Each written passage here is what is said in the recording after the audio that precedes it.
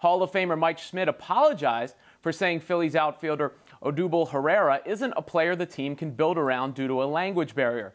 While Red Sox announcer Remy said non-English speaking players shouldn't be able to use translators on the field and should learn quote-unquote baseball language. Maggie, is baseball's biggest barrier really language? It's not, and I'm really shocked that these two gentlemen would have this opinion because they are still so close to the game. They're both commentators for the teams that they are associated with, Schmidt with the Phillies and Remy with Boston Red Sox. First of all, they know that Remy, for example, this helps your own team that you could have a translator on the field. Why would you want to take away something that could help your players? I don't understand that.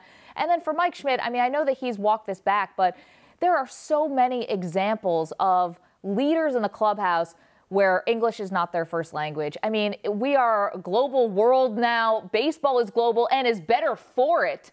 Embrace it. Yeah, I mean, how do you build around a player?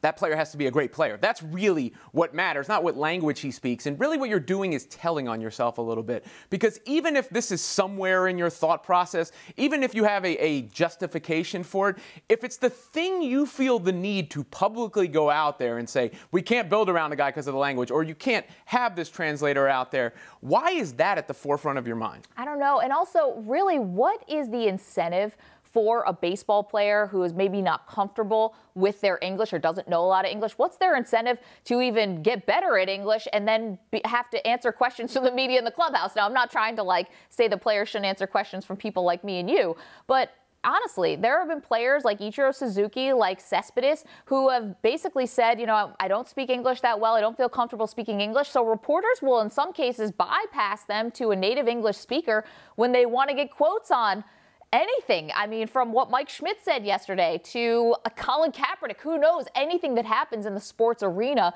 Now, athletes are going to get asked about it because it's 2017 and that's how sports media works in these days. So I don't know what baseball has done to make it to incentivize players to actually speak English. Yeah, and if people are coming to you or not coming to you because of that language barrier, then you don't have to walk back anything you said, right? I mean, you don't have to go do these radio interviews and say, oops, I made a mistake, because you're not doing the radio interviews. Yeah, maybe Mike Schmidt should take a lesson from, yeah, I see what you're saying there. It's not a bad idea.